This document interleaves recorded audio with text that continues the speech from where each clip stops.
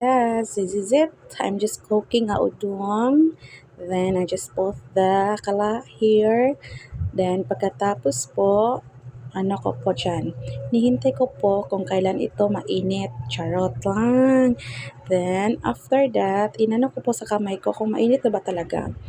Pagkatapos sabi ng kamay ko, mainit na. So, nilagyan ko ng oil.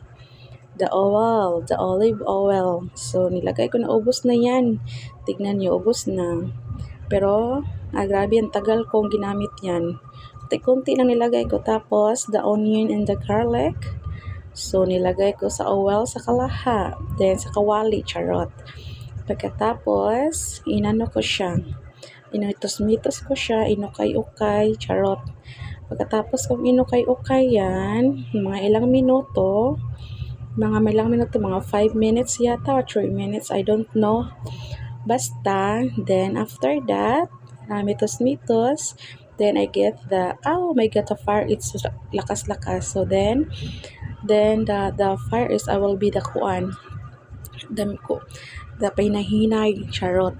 Then, mitos-mitos dyan, you have to, the garlic and the onions, we have to color it brown like that, or like, oh my god, I think like that. Then, after that, I get the sardines. Oh my god, the best of the best. What is the next is also the best. Okay, after that, then I put the sardines here. So I will be okay. What is the sardines? You know what is that? Yeah, really.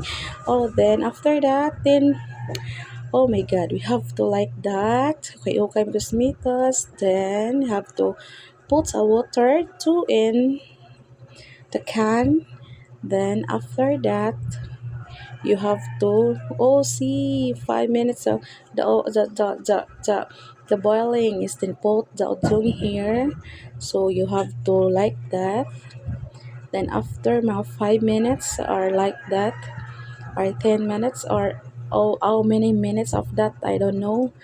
But this is the reality. This is the magic syrup.